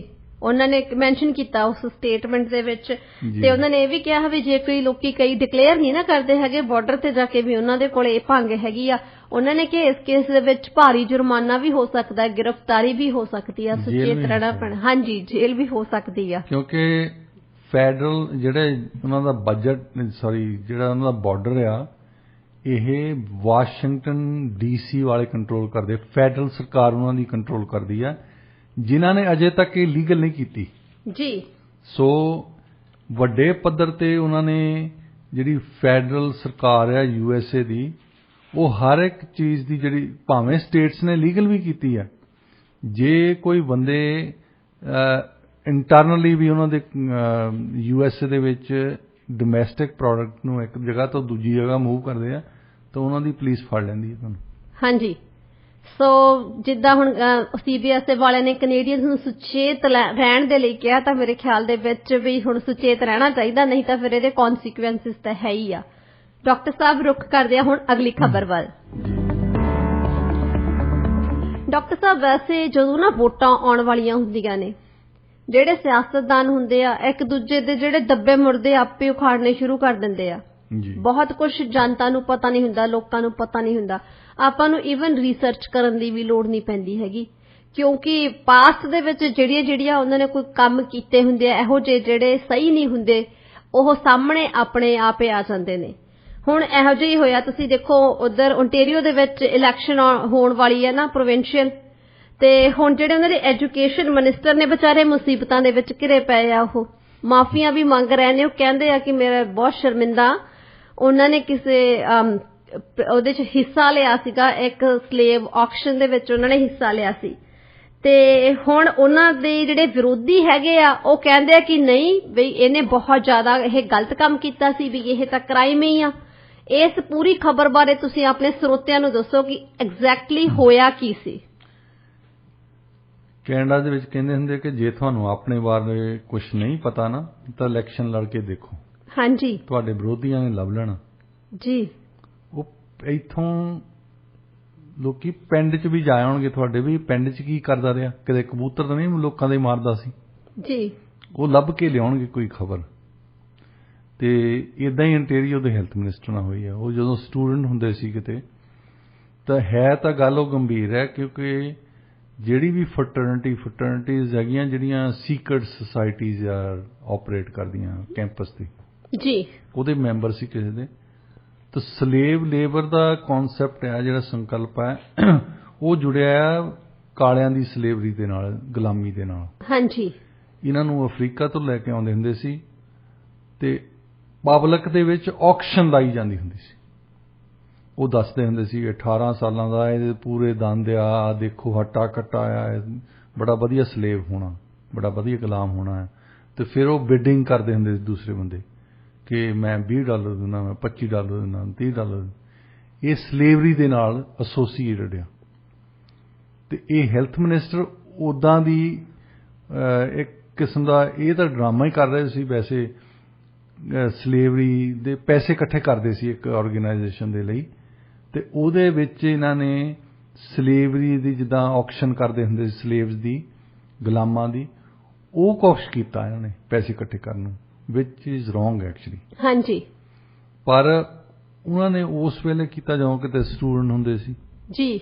ਕਈ ਵਾਰੀ ਤੁਸੀਂ ਨਹੀਂ ਸੋਚਦੇ ਗੱਲਾਂ, ਜਿਹੜੀਆਂ ਯੰਗ ਨੌਜਵਾਨ ਬੰਦੇ ਆ ਇਹ ਇਦਾਂ ਦੀਆਂ ਗੱਲਾਂ ਨਹੀਂ ਸੋਚਦੇ ਕਿ ਭਵਿੱਖ ਦੇ ਵਿੱਚ ਅਸੀਂ ਆਹ ਕਰਨਾ ਤਾਂ ਸਾਡੇ ਮੁੜ ਕੇ ਵਿਰੋਧੀਆਂ ਨੇ ਲੱਭ ਲੈਣੀ ਗੱਲ ਇਹ।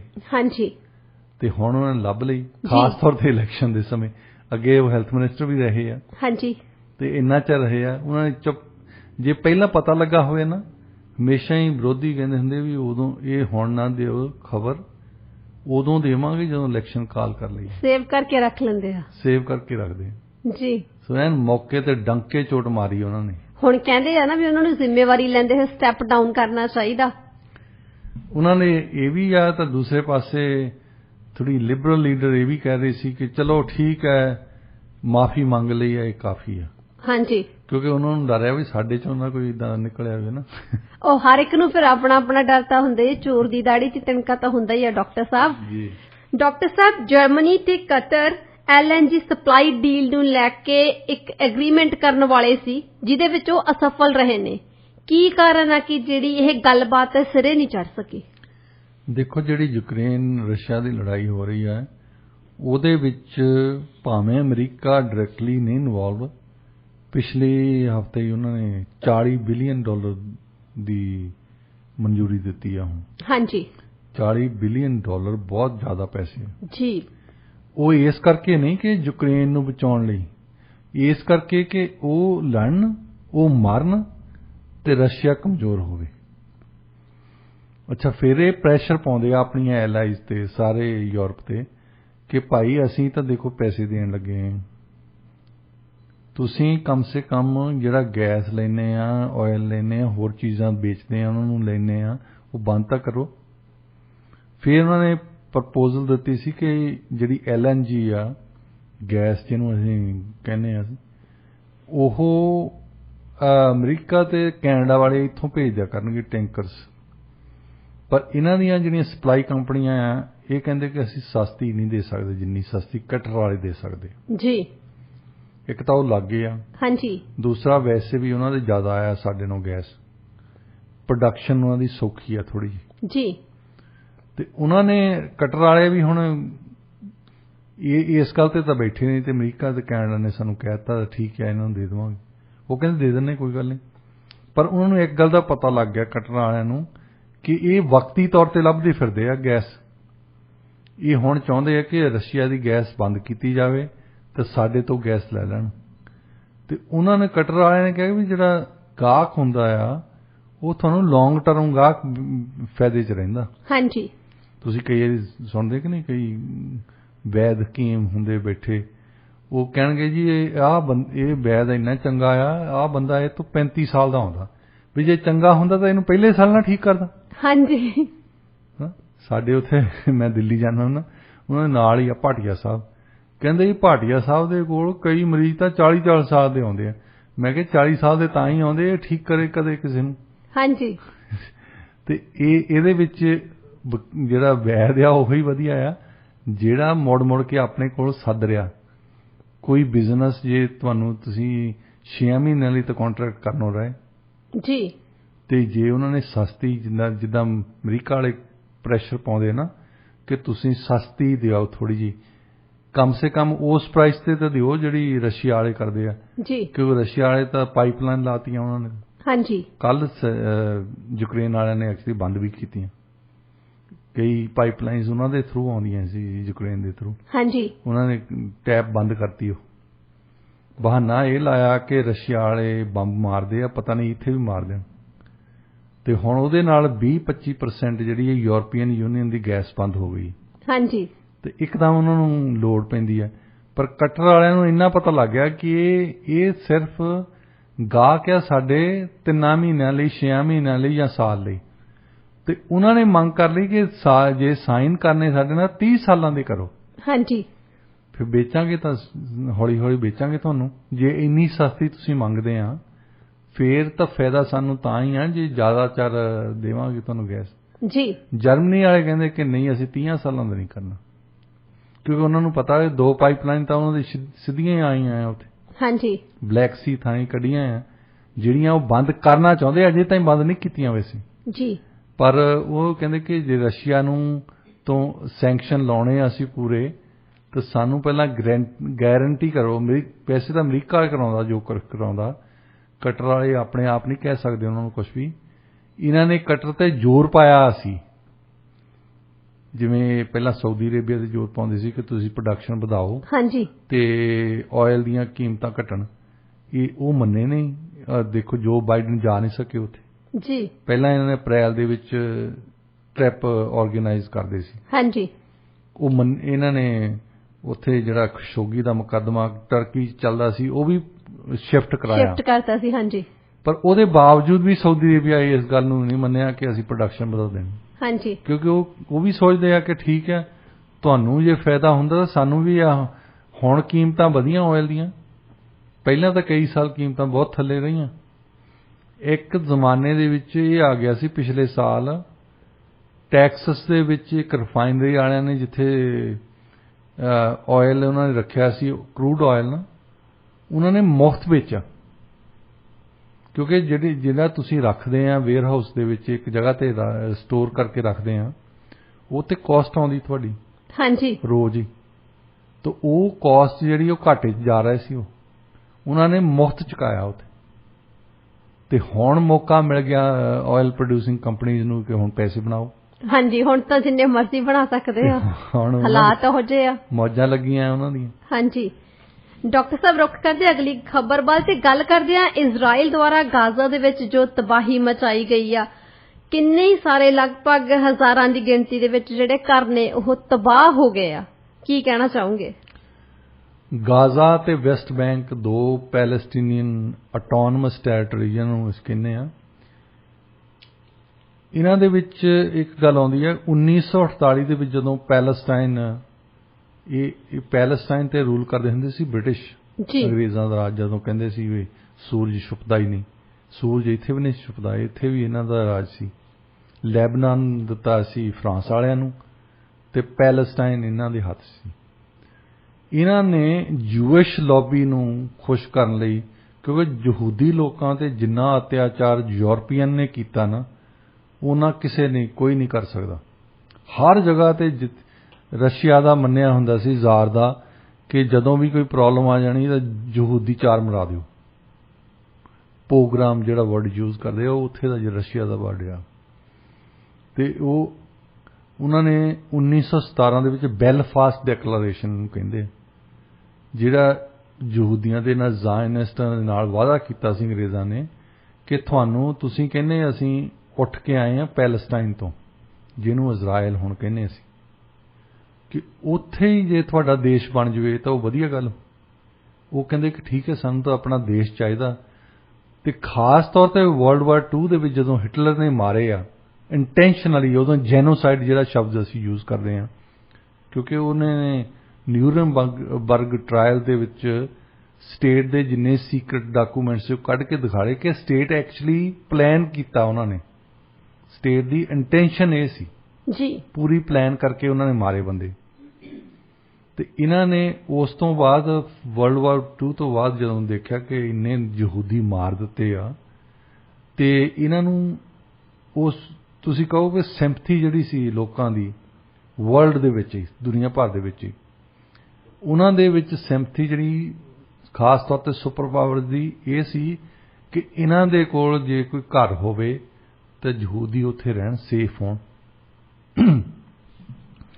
ਤੇ ਉਹੋ ਹੀ ਜਿਹੜਾ 1917 ਦੇ ਵਿੱਚ ਬੈਲਫਾਸਟ ਡੈਕਲੇਰੇਸ਼ਨ ਸੀ, ਉਹਦੇ ਆਧਾਰ ਤੇ ਯੂਨਾਈਟਿਡ ਨੇਸ਼ਨ ਜਿਹੜੀ ਨਵੀਂ ਬਣੀ ਸੀ ਉਸ ਵੇਲੇ, ਉਹਨਾਂ ਨੇ ਸਾਰੀਆਂ ਸੁਪਰ ਪਾਵਰਸ ਨੇ, ਸੋਵੀਅਤ ਯੂਨੀਅਨ ਨੇ ਵੀ ਤੇ ਰਸ਼ੀਆ ਨੇ ਵੀ, ਸੋਵੀਅਤ ਯੂਨੀਅਨ ਨੇ ਵੀ ਤਾਂ ਅਮਰੀਕਾ ਨੇ ਵੀ, ਫਰਾਂਸ ਵਾਲਿਆਂ ਨੇ, ਇੰਗਲੈਂਡ ਵਾਲਿਆਂ ਨੇ, ਇਕੱਠਿਆਂ ਨੇ ਡਿਸਾਈਡ ਕੀਤਾ, ਸਾਰੀਆਂ ਪਾਵਰ ਨੇ ਕਿ ਪੈਲਸਟਾਈਨ ਨੂੰ ਅੱਧਾ ਅੱਧਾ ਵੰਡ ਦਿੰਦੇ, ਅੱਧਾ ਯਹੂਦੀਆਂ ਨੂੰ ਦੇ ਦਿੰਦੇ, ਅੱਧਾ ਪੈਲਸਟੀਨੀਅਨ ਨੂੰ ਦੇ ਦਿੰਦੇ।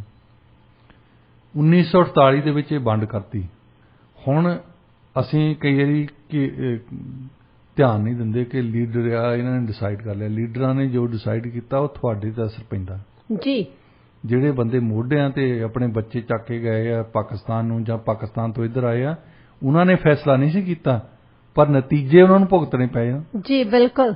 ਇਦਾਂ ਹੀ ਨਤੀਜਾ ਇਹਨਾਂ ਨੂੰ ਭੁਗਤਣਾ ਪਿਆ ਪੈਲਸਟੀਨੀਅਨ ਨੂੰ। ਅੱਜ ਰੁੜੇ ਫਿਰਦੇ ਦੁਨੀਆ ਦੇ ਵਿੱਚ। ਹਾਂਜੀ। 1948 ਦੇ ਵਿੱਚ ਇਹਨਾਂ ਨੂੰ ਅੱਧਾ ਮੁਲਕ ਦਿੱਤਾ ਉੱਥੇ। ਸਾਰੀਆਂ ਦੁਨੀਆ ਦੀਆਂ ਪਾਵਰਸ ਜਿਹੜੀਆਂ ਇਕੱਠੀਆਂ ਹੋ ਕੇ ਸਿਕਿਉਰਿਟੀ ਕੌਂਸਲ ਨੇ ਡਿਸਾਈਡ ਕੀਤਾ ਕਿ ਅੱਧਾ ਯਹੂਦੀਆਂ ਦਾ, ਅੱਧਾ ਫਲਸਤੀਨੀਆਂ ਦਾ ਹੈ। ਫਲਸਤੀਨੀ ਲੀਡਰਸ਼ਿਪ ਨੇ ਡਿਸਾਈਡ ਕਰ ਲਿਆ ਕਿ ਨਹੀਂ, ਅਸੀਂ ਯਹੂਦੀ ਇੱਥੋਂ ਕੱਢ ਦੇਣੇ। ਹੁਣ ਸਾਰੀ ਦੁਨੀਆ ਦੀਆਂ ਤਾਕਤਾਂ ਤਾਂ ਕਹਿੰਦੀਆਂ ਨਹੀਂ, ਇਹਨਾਂ ਨੂੰ ਇੱਕ ਘਰ ਚਾਹੀਦਾ। ਹਾਂਜੀ। ਤੁਸੀਂ ਸਾਰੀ ਦੁਨੀਆ ਦੀ ਓਪੀਨੀਅਨ ਦੇ ਖਿਲਾਫ ਕਿੱਦਾਂ ਜਾ ਸਕਦੇ ਹੋ? ਔਰ ਦੁਨੀਆ ਦੀਆਂ ਤਾਕਤਾਂ ਬਹੁਤ ਵੱਡੀਆਂ ਆ। ਸੋਵੀਅਤ ਯੂਨੀਅਨ ਬਹੁਤ ਵੱਡੀ ਤਾਕਤ ਆ, ਬਿਲਕੁਲ। ਅਮਰੀਕਾ ਵਾਲੇ ਬਹੁਤ ਵੱਡੀ ਤਾਕਤ ਆ। ਜੇ ਉਹਨਾਂ ਨੇ ਫੈਸਲਾ ਕਰ ਲਿਆ, ਤੁਸੀਂ ਕੌਣ ਹੁੰਦੇ ਆ ਜਿਹੜੇ ਉਹਦੇ ਫੈਸਲੇ ਦੇ ਖਿਲਾਫ ਜਾਂਦੇ ਆ? ਜੀ। ਪਰ ਲੋਕੀ ਉਹਨਾਂ ਦੇ ਮਗਰ ਲੱਗੇ। ਅੱਛਾ, ਫਿਰ ਜਿੰਨੇ ਵੀ ਮੁਲਕ ਸੀਗੇ ਉੱਥੇ ਮਿਡਲ ਈਸਟ ਦੇ, ਇਸਲਾਮਿਕ ਮੁਲਕ ਜਿਹਨਾਂ ਨੂੰ ਅਸੀਂ ਕਹਿੰਦੇ ਆ, ਚਾਹੇ ਉਹ ਸੀਰੀਆ ਵਾਲੇ ਸੀ, ਚਾਹੇ ਉਹ ਸਾਊਦੀ ਅਰੇਬੀਆ ਵਾਲੇ ਸੀ, ਕਟਰ ਵਾਲੇ ਸੀ, ਜਾਰਡਨ ਵਾਲੇ ਸੀ, ਈਜਿਪਟ ਵਾਲੇ ਸੀ, ਇਹਨਾਂ ਨੇ ਉਹਨਾਂ ਨੂੰ ਹੋਰ ਫੂਕ ਦੇਤੀ ਕਿ ਤੁਸੀਂ ਮੁਸਲਮਾਨ ਭਰਾ ਆ, ਲੜੋ। ਤੁਸੀਂ ਆਪ ਤਾਂ ਲੜੇ ਨਹੀਂ, ਜਿੱਦਾਂ ਇੱਥੇ ਗੁਰਪ੍ਰਬੰਧ ਪੰਨੂ ਕਹਿੰਦਾ ਨਾ। ਹਾਂਜੀ। ਇਹ ਤਾਂ ਆਰਾਮ ਨਾਲ ਬੈਠਾ ਇੱਥੇ ਕੋਠੀਆਂ ਲੈ ਕੇ। ਜੀ। ਉੱਥੇ ਬੰਦੇ ਮਰਾਉਣੇ ਆ, ਉੱਥੇ ਉਹਨਾਂ ਦੇ ਕੋਲ ਪੋਸਟਰ ਲਵਾਉਣੇ ਆ। ਇਹ ਹੁੰਦੀਆਂ ਕਿਸੇ ਦੇ ਮੋਢੇ ਤੇ ਰੱਖ ਕੇ ਚਲਾਉਣੀ, ਬੰਦੂਕ ਚਲਾਉਣੀ ਕਿਸੇ ਦੇ ਮੋਢੇ ਤੇ ਰੱਖ ਕੇ। ਉੱਥੇ ਫਲਸਤੀਨੀਆਂ ਨੂੰ ਕਹਿਤਾ ਕਿ ਤੁਸੀਂ ਲੜੋ, ਅਸੀਂ ਤੁਹਾਨੂੰ ਪੈਸੇ ਦੇ ਦਿੰਦੇ। ਉਹਨਾਂ ਨੇ ਲੜਾਈ ਸ਼ੁਰੂ ਕਰਤੀ ਯਹੂਦੀਆਂ ਦੇ ਖਿਲਾਫ। ਹੁਣ ਯਹੂਦੀ ਜਿਹੜੇ, ਤੁਸੀਂ ਇੱਕ ਨੇਸ਼ਨ ਜਿਹੜੀ ਹੈ ਨਾ, ਜਿੱਦਾਂ ਤੁਸੀਂ ਬੰਦਾ ਸਿੰਘ ਬਹਾਦਰ ਨੂੰ ਪੜ੍ਹਦੇ ਆ। ਹਾਂਜੀ। ਤੁਸੀਂ ਦੇਖੋ ਕਿ ਉਸ ਬੰਦੇ ਦੀ ਕਿਹੜੀ ਜ਼ੀਲ ਹੋਊਗੀ, ਕਿਹੜੀ ਤੁਸੀਂ ਕਹਿੰਦੇ ਆ ਆਤਮਾ ਨਾਲ ਲੜਿਆ ਉਹ, ਕਿ ਉਸ ਬੰਦੇ ਨੇ ਸਾਰੀ ਮੁਗਲ ਹਕੂਮਤ ਦੀਆਂ ਜੜ੍ਹਾਂ ਹਿਲਾ ਕੇ ਰੱਖਦੀ। ਜੀ। ਜਜ਼ਬਾ ਕਮਾਲ ਦਾ ਸੀ। ਜਜ਼ਬਾ ਕਮਾਲ ਦਾ ਸੀ, ਕਿਉਂਕਿ ਉਸ ਵੇਲੇ ਹਲੇ ਸਿੰਘਾਂ ਦੇ ਨਾਲ ਜ਼ੁਲਮ ਹੀ ਇੰਨਾ ਹੋਇਆ, ਜਿਹੜੇ ਉਹਨੇ ਦੇਖ ਕੇ ਸੁਣ ਕੇ ਗੁਰੂ ਗੋਬਿੰਦ ਸਿੰਘ ਜੀ ਦੇ 4 ਬੱਚੇ ਸ਼ਹੀਦ ਕਰਤੇ। ਜੀ। ਉਹਨਾਂ ਦੇ ਉਹਦੇ ਜਜ਼ਬਾਤ ਜਿਹੜੇ ਏਦਾਂ ਭੜਕੇ ਨਾ, ਖੂਨ ਖੌਲ ਗਿਆ ਜੀ। ਤੇ ਉਹ ਬੰਦੇ, ਇਹ ਯਹੂਦੀਆਂ ਦੀ ਗੱਲ ਇਹ ਸੀ, ਇਹਨਾਂ ਦੇ ਨਾਲ ਹਜੇ ਹੋ ਕੇ ਹਟਿਆ ਸੀ। 6 ਮਿਲੀਅਨ ਯਹੂਦੀ ਹਿਟਲਰ ਨੇ ਮਾਰਤੇ ਸੀ ਉੱਥੇ। ਤੇ ਇਹ ਵੀ ਜਜ਼ਬਾਤ ਇਹਨਾਂ ਦੇ ਮਨ ਦੇ ਵਿੱਚ ਵੀ ਸੀ ਕਿ ਇੱਥੇ ਹੁਣ ਆ ਕੇ ਬੈਠੇ ਆ, ਉੱਠਣ ਜੋਗੇ ਨੇ, ਉੱਠਣਾ ਨਹੀਂ ਇੱਥੋਂ। ਸਾਡੇ ਨਾਲ ਬਹੁਤ ਕੁਝ ਹੋਇਆ। ਯਹੂਦੀਆਂ ਨੇ ਸਾਰੇ ਫਲਸਤੀਨੀ ਉੱਥੋਂ ਕੱਢ ਦਿੱਤੇ। ਜੀ। ਜਿਹੜੇ ਕਹਿੰਦੇ ਸੀ ਅਸੀਂ ਯਹੂਦੀਆਂ ਨੂੰ ਕੱਢਣਾ ਨਾ, ਉਹ ਆਪ ਖੁਦ ਨਿਕਲ ਗਏ। ਹਾਂਜੀ। ਅੱਛਾ, ਜਿਹੜੇ ਮੁਲਕਾਂ ਨੇ ਉਹਨਾਂ ਨੂੰ ਪਹਿਲਾਂ ਫੂਕ ਦਿੰਦੇ ਹੁੰਦੇ ਸੀ, ਉਹਨਾਂ ਦੇ ਵਿੱਚੋਂ 1948 ਤੋਂ ਲੈ ਕੇ ਅੱਜ ਤਾਈਂ ਕਦੇ ਕਿਸੇ ਦੇਸ਼ ਨੇ ਕੱਢੇ ਆ ਉਹ, ਕਦੇ ਕਿਸੇ ਦੇਸ਼ ਨੇ ਕੱਢੇ, ਕਦੇ ਕਿਸੇ ਦੇਸ਼ ਨੇ। ਜਿਹੜੇ ਬੰਦਿਆਂ ਦੇ ਨਾਲ ਕਹਿੰਦੇ ਸੀ ਕਿ ਮੁਸਲਮਾਨ ਭਾਈ ਆ ਤੁਸੀਂ, ਉਹਨਾਂ ਦੇ ਨਾਲ ਗੈਰਾਂ ਵਾਲਾ ਵਿਤਕਰਾ ਕੀਤਾ ਇਹਨਾਂ ਨੇ। ਹਰ ਜਗ੍ਹਾ ਤੋਂ ਫਲਸਤੀਨੀਆਂ ਨੂੰ ਕੱਢਿਆ। ਤੇ ਹੁਣ ਹਰ ਤੀਜੇ ਦਿਨ ਇਜ਼ਰਾਈਲ ਵਾਲੇ, ਭਾਵੇਂ ਆਟੋਨਮਸ ਰਿਪਬਲਿਕਸ ਬਣੀਆਂ ਆ ਉਹ ਗਾਜ਼ਾ ਸਟ੍ਰਿਪ ਤੇ ਵੈਸਟ ਬੈਂਕ, ਔਸਲੋ ਐਗਰੀਮੈਂਟ ਦੇ ਹਿਸਾਬ ਦੇ ਨਾਲ ਉਹਨਾਂ ਨੇ ਕਿਹਾ ਸੀ ਕਿ ਉਹ ਦੁਬਾਰਾ ਜਿਹੜਾ 1948 ਦੇ ਵਿੱਚ ਕਨਸੈਪਟ ਦਿੱਤਾ ਸੀ, ਤੁਸੀਂ ਇਹਨਾਂ ਨੂੰ 2 ਸਟੇਟਸ ਬਣਾਓ ਇੱਥੇ। ਜੀ। ਇੱਕ ਫਲਸਤੀਨੀਆਂ ਦੀ ਤੇ ਇੱਕ ਇਜ਼ਰਾਈਲ ਦੀ। ਇਜ਼ਰਾਈਲ ਵਾਲੇ ਇਹ ਗੱਲ ਮੰਨਦੇ ਨਹੀਂ।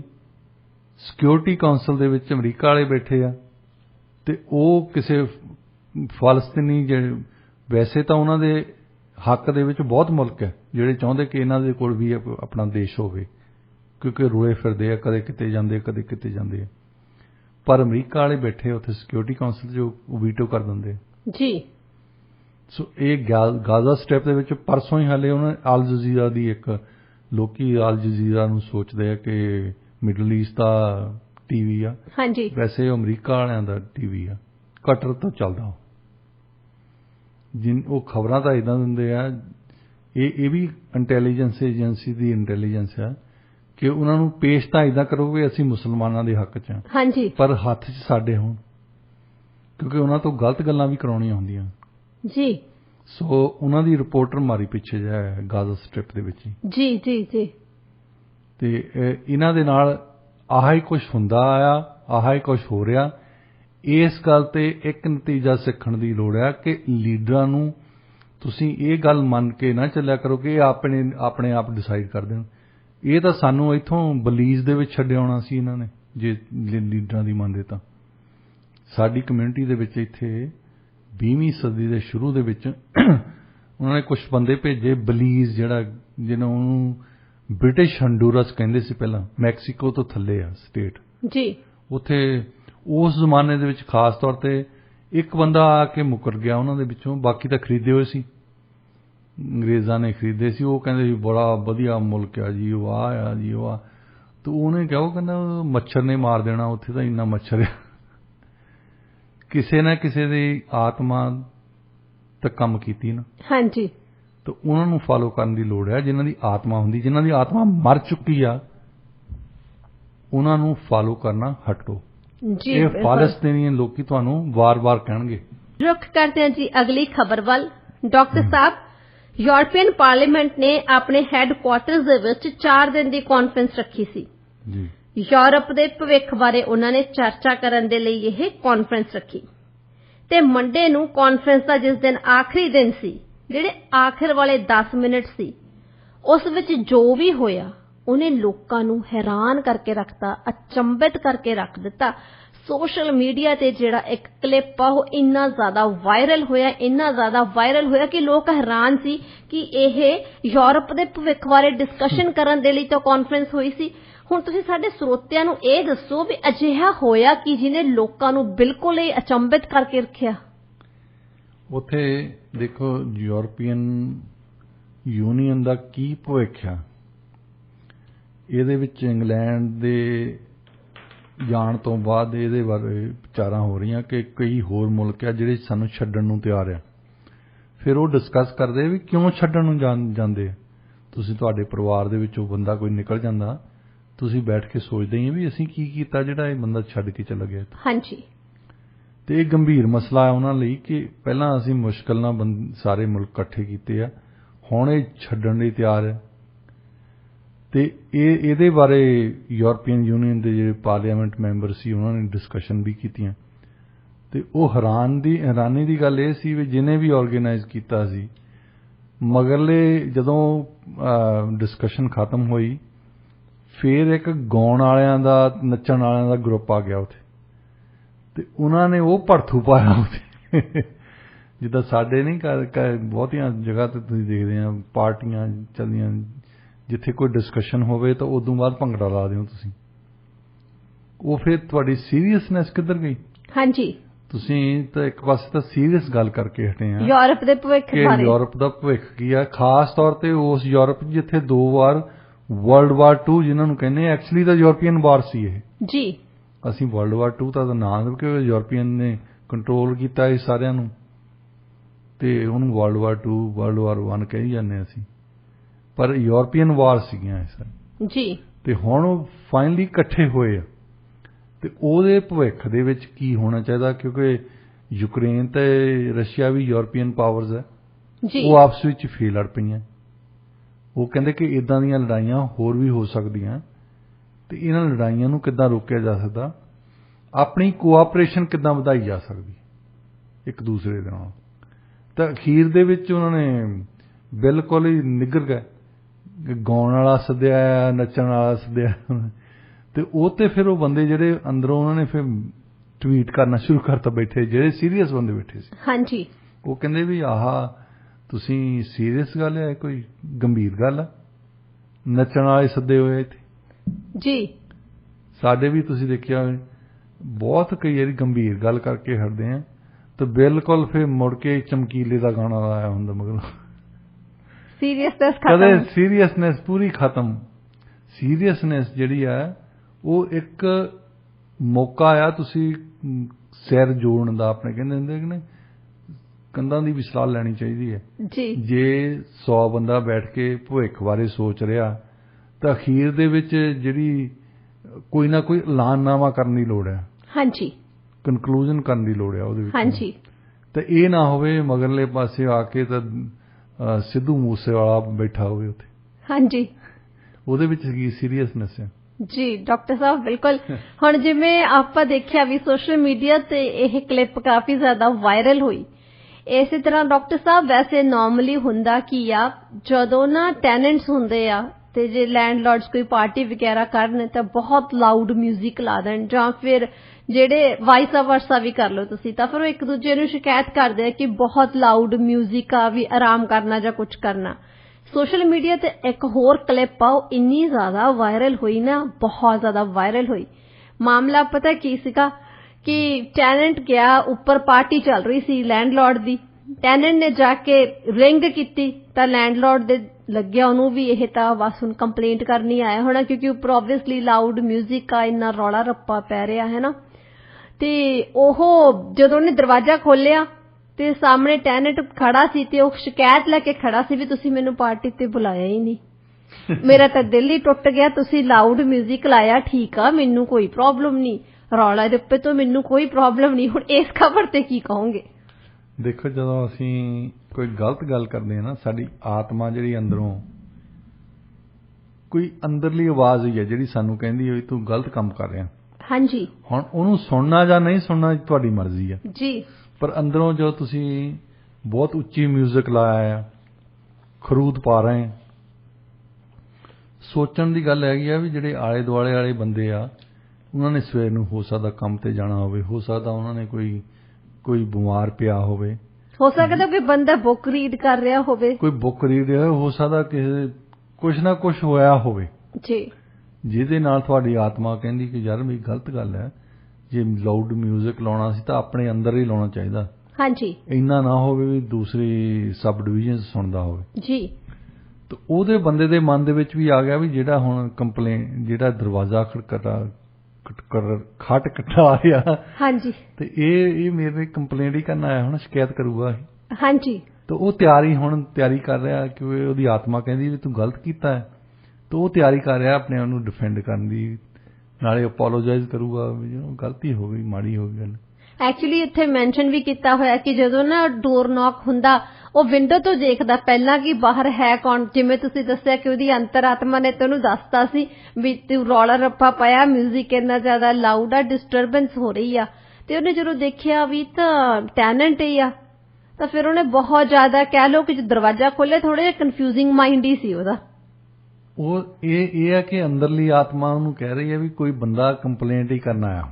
ਹਾਂਜੀ। ਪਰ ਉਹਨੂੰ ਹੈਰਾਨੀ ਦੀ ਗੱਲ ਇਹ ਹੋਈ ਹੈ ਵੀ ਜਦੋਂ ਉਹਨੇ ਦਰਵਾਜ਼ਾ ਖੋਲ੍ਹ ਕੇ ਗੱਲ ਕਰਤੀ ਹੈ ਉਹਨਾਂ, ਤੇ ਉਹ ਬੰਦਾ ਕਹਿੰਦਾ ਵੀ ਤੂੰ 뮤직 ਲਾਇਆ ਸੀ ਲਾਊਡ, ਜੀ, ਤੇ ਪਾਰਟੀ ਤੂੰ ਕੀਤੀ, ਮੈਨੂੰ ਸੱਦਿਆ ਹੀ ਨਹੀਂ। ਹਾਂਜੀ। ਏਦਾਂ ਉਹ ਮੁੜ ਕੇ ਸੁਣ ਕੇ ਹੈਰਾਨ ਰਹਿ ਗਿਆ ਵੀ ਇਸ ਬੰਦੇ ਨੂੰ ਕੰਪਲੇਂਟ ਤਾਂ ਇਹ ਹੋਣੀ ਚਾਹੀਦੀ ਵੀ 뮤직 ਮੈਂ ਜ਼ਿਆਦਾ ਉੱਚੀ ਲਾਇਆ ਸੀ, ਖਰੂਦ ਪਾ ਰਹੇ ਸੀ ਅਸੀਂ। ਹਾਂਜੀ। ਸ਼ਰਾਬ ਪੀ ਕੇ ਬਾਹਰ ਨੱਚਦੇ ਫਿਰਦੇ ਸੀ। ਜੀ। ਪਰ ਇਹਨੂੰ ਬੰਦੇ ਨੂੰ ਕੰਪਲੇਂਟ ਇਹ ਆ ਕਿ ਮੈਨੂੰ ਨਹੀਂ ਸੱਦਿਆ, ਕਹਿੰਦਾ। ਹਾਂਜੀ। ਫਿਰ ਉਹ ਬੰਦਾ ਗਾਂਹ ਜਾ ਕੇ ਕਹਿੰਦਾ ਵੈਸੇ ਮੈਂ ਕਹਿੰਦਾ ਆਉਣ ਲੱਗਾ ਸੀ, ਕਹਿੰਦਾ ਰਾਤੀ ਮੇਰੇ ਮਨ ਦੇ ਵਿੱਚ ਆਈ ਵੀ ਮੈਂ ਚੱਲ ਆਪ ਸੱਦਿਆ ਤਾਂ ਨਹੀਂ ਇਹਨੇ, ਵੀ ਉੱਦਾਂ ਚੱਲ ਜਾਣਾ। ਕਹਿੰਦਾ ਫਿਰ ਮੇਰੇ ਮਨ ਚ ਆਈ ਨਹੀਂ, ਇਹ ਚੰਗੀ ਗੱਲ ਨਹੀਂ ਆ, ਵੀ ਬਿਨ ਬੁਲਾਏ ਤਾਂ ਨਹੀਂ ਜਾਣਾ ਚਾਹੀਦਾ, ਬਿਨ ਬੁਲਾਏ ਮਹਿਮਾਨ ਜਿਹੜੇ ਆ ਉਹ ਚੰਗੀ ਗੱਲ ਨਹੀਂ। ਹਾਂਜੀ। ਉਹਦੀ ਅੰਤਰਾਤਮਾ ਨੇ ਵੀ ਉਹਨੂੰ ਦੱਸਤਾ। ਤੇ ਹੁਣ ਇਹਦਾ ਸਿੱਟਾ ਇਹੀ ਹੈ ਵੀ ਜੇ ਤੁਸੀਂ ਬੇਸਮੈਂਟ 'ਚ ਪਾਰਟੀ ਕਰਨੀ ਹੁੰਦੀ ਜਾਂ ਉੱਪਰ ਕਰਨੀ ਹੁੰਦੀ ਹੈ ਤਾਂ ਜਿਹੜੇ ਥੱਲੇ ਵਾਲਿਆਂ ਤੋਂ ਉੱਪਰ ਵਾਲਿਆਂ ਤਾਂ ਗੁਆਂਢੀਆਂ ਨੂੰ ਜ਼ਰੂਰ ਸੱਦ ਲਿਆ ਕਰੋ। ਜੀ ਬਿਲਕੁਲ, ਜ਼ਰੂਰ ਬੁਲਾਉਣਾ ਚਾਹੀਦਾ, ਆਉਣਾ ਨਹੀਂ ਆਉਣਾ ਤਾਂ ਫਿਰ ਅਗਲੇ ਦੀ ਮਰਜ਼ੀ। ਸਾਡਾ ਪ੍ਰੋਗਰਾਮ ਖਤਮ ਹੋਣ ਜਾ ਰਿਹਾ ਹੈ ਤੇ ਅੱਜ ਦਾ ਵਿਚਾਰ ਤੁਸੀਂ ਪੇਸ਼ ਕਰੋ। ਜੀ ਬਿਲਕੁਲ ਡਾਕਟਰ ਸਾਹਿਬ, ਸਿਆਣੇ ਕਹਿੰਦੇ ਆ ਕਿ ਜਦੋਂ ਬਾਂਦਰ ਦੇਖ ਰਿਹਾ ਹੋਵੇ ਨਾ ਉਦੋਂ ਮੂੰਗਫਲੀ ਨਹੀਂ ਵਿੱਢਣੀ ਚਾਹੀਦੀ। ਵਾਕਿਆ ਹੀ। ਤੇ ਇਸੇ ਨੋਟ ਤੇ ਅੱਜ ਦਾ ਪ੍ਰੋਗਰਾਮ ਅਸੀਂ ਇੱਥੇ ਸਮਾਪਤ ਕਰਦੇ ਹਾਂ। ਪ੍ਰੋਗਰਾਮ ਤੁਹਾਨੂੰ ਕਿਹੋ ਜਿਹਾ ਲੱਗਿਆ ਸਾਨੂੰ ਦੱਸਣਾ ਜ਼ਰੂਰ। ਤੁਹਾਡੀ ਫੀਡਬੈਕ ਸਾਡੇ ਲਈ ਬਹੁਤ ਜ਼ਿਆਦਾ ਇੰਪੋਰਟੈਂਟ ਹੁੰਦੀ ਆ। ਆਪਣੇ ਸੁਝਾਅ ਸਾਨੂੰ ਜ਼ਰੂਰ ਦਿਆ ਕਰੋ, ਕਿਉਂਕਿ ਤੁਹਾਡੇ ਸੁਝਾਵਾਂ ਦੇ ਨਾਲ ਅਸੀਂ ਆਪਣੇ ਪ੍ਰੋਗਰਾਮ ਨੂੰ ਹੋਰ ਜ਼ਿਆਦਾ ਬਿਹਤਰ ਬਣਾ ਸਕਦੇ ਹਾਂ। ਸਟੂਡੀਓ ਦਾ ਨੰਬਰ ਹੈ 604 592 9191 6045929191। ਸਾਡੇ ਸੋਸ਼ਲ ਮੀਡੀਆ ਹੈਂਡਲਸ ਨੂੰ ਫੋਲੋ ਜ਼ਰੂਰ ਕਰੋ, ਫੇਸਬੁੱਕ, ਟਵਿੱਟਰ ਤੇ ਇੰਸਟਾਗ੍ਰਾਮ ਰੇਡੀਓ ਇੰਡੀਆ 11 ਟਨ ਦੇ ਨਾਂ ਹੇਠ ਹੈ। ਤੁਸੀਂ ਸਾਨੂੰ ਸਾਡੇ ਸੋਸ਼ਲ ਮੀਡੀਆ ਹੈਂਡਲਸ ਤੇ ਮੈਸੇਜ ਕਰਕੇ ਵੀ ਪ੍ਰੋਗਰਾਮ ਬਾਰੇ ਆਪਣੀ ਫੀਡਬੈਕ ਦੇ ਸਕਦੇ ਹੋ। ਈਮੇਲ ਲਿਖ ਸਕਦੇ ਹੋ info@radioindia.ca info@radioindia.ca। ਪ੍ਰੋਗਰਾਮ 'ਚ ਸਾਥ ਦੇਣ ਲਈ ਬਹੁਤ ਬਹੁਤ ਸ਼ੁਕਰੀਆ।